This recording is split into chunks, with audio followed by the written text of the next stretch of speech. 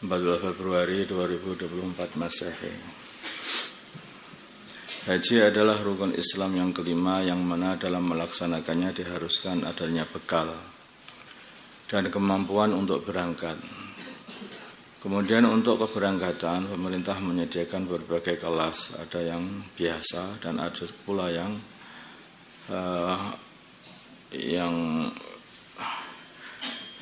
haji plus namanya itu. Nah, maksudnya yang bayarnya lebih mahal.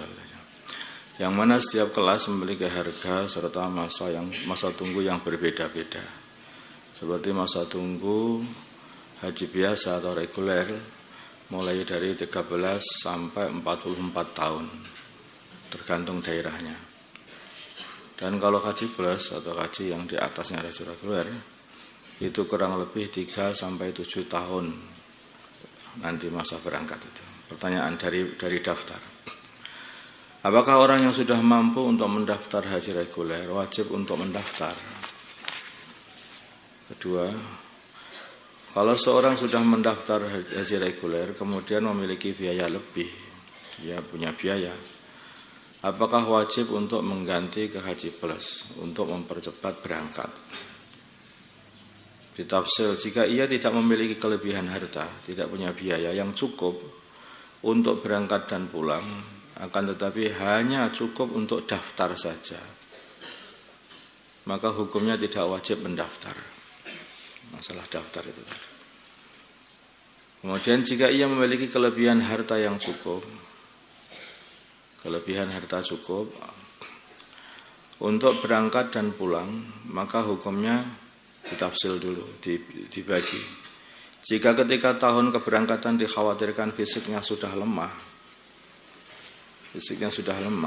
nunggu karena terlalu lama, dia itu sudah tua, maka ia wajib mendaftar sekarang. Kecuali bagi orang yang berkeinginan kuat mendaftar haji dari selain jalur pemerintah itu apa? Yang bisa, yang kita mendaftar haji yang lebih cepat lagi gitu ajalah, jangan mendaftar. Jadi selain jalur biasa yang bisa berangkat lebih cepat, ya silahkan aja kalau punya duit gitu.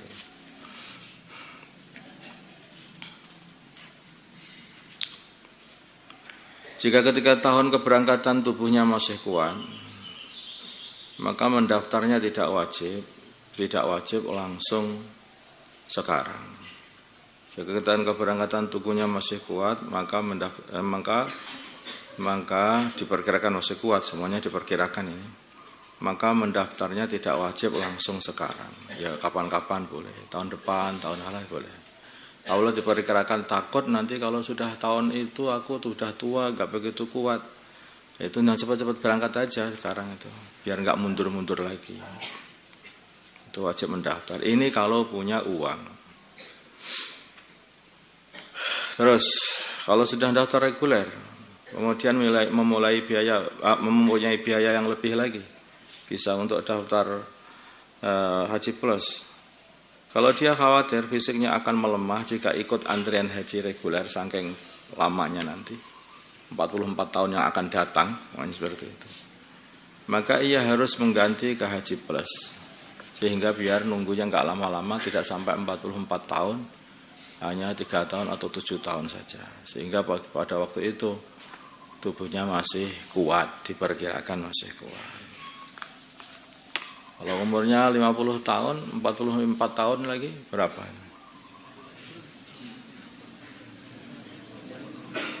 Dia masih gagah nggak kira-kira? Nah itu yang permasalahan di situ. Maka orang yang sudah umur 40 tahun, umur 50 tahun, umur 40 tahun sekarang pengen haji, ya mestinya ya haji yang lebih cepat lah, yang nunggunya itu hanya tidak lama-lama, atau mungkin punya cara yang bagaimana yang bisa jadi cepat. Kalau nunggunya sampai 44 tahun itu ya kelihatannya orang 90 tahun itu kan tidak kuat biasanya, kecuali orang yang khusus saja itu langka. Makanya yang cepat-cepat daftar. Cepat daftar, kalau punya duit kira-kira bisa berangkat pada waktu itu, berangkat dan pulang dan cepat daftar gitu saja. Tapi diperkirakan, ini kalau daftar ini pun juga masih lama, aku sudah tua, nanti nggak bisa berangkat. Ini aja duit lagi, pindah lagi ke Haji Plus saja. Biar apa? Biar nanti haji tubuhnya masih kuat. Kalau masih punya duit. Nah, masalah wakilnya wali, tidak menyebutkan nama orang tua dari mempelai wanita. Ada orang akan menikahkan adiknya, sebut saja adiknya namanya Aisyah. Ia tawakil kepada seorang ustadz untuk menikahkan adiknya. Dalam akad pernikahan si wakil hanya menyebutkan nama wanita. Dalam akad pernikahan si wakil hanya menyebutkan nama wanita tersebut tanpa menyebutkan nama orang tuanya. Contoh saya nikah Aisyah dengan fulan itu saja. Aisyah bintinya enggak ada, binti fulannya enggak ada. Hanya saya nikahkan Aisyah dengan fulan. Itu saja. Bagaimana, boleh apa enggak seperti itu? Apakah sudah mencukupi padahal dia wakilnya wali? Sebetulnya wakilnya wali itu kan ya sudah orang yang dipasrahi untuk menikahkan oleh walinya. Apakah sudah mencukupi akad ijab yang diucapkan oleh wakil dengan tanpa menyebutkan nama orang tua atau nama wali dari mempelai wanita? Jawab, sudah mencukupi dan sah dengan syarat calon suami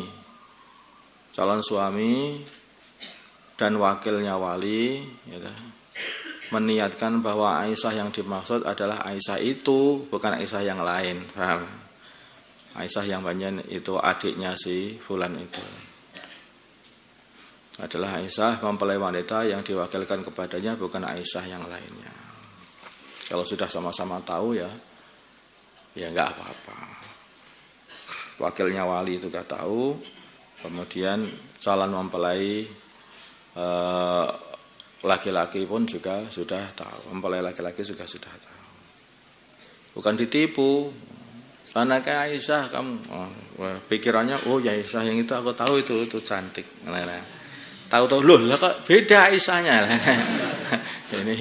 Ini namanya salah paham, itu enggak benar, enggak sah. Tapi kalau yang dimaksud Aisyah itu adalah Aisyah yang sudah difahami oleh si calon suami dan juga difahami oleh wakilnya wali, si ustadz tadi, itu sudah sah dengan masalah. Tentu saja begitu, tidak ada nipu-nipu lah. Masalah taswib ketika azan, sholatu khairum minan naum. Apakah ketika azan subuh yang pertama juga disunahkan mengucapkan as-sholatu khairum minan naum? Jawabnya, ya disunahkan juga.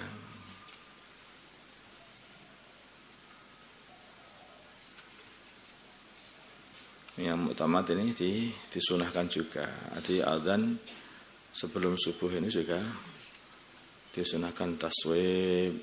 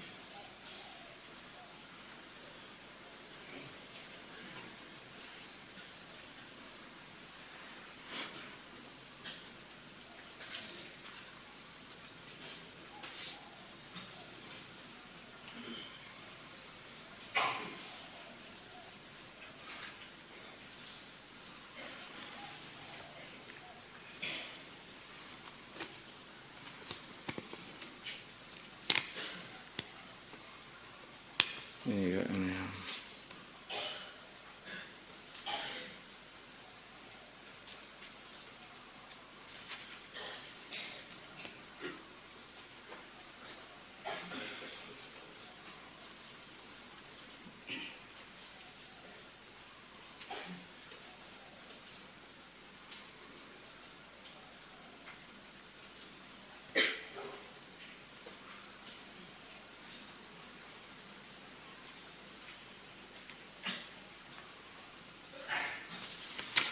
Ya.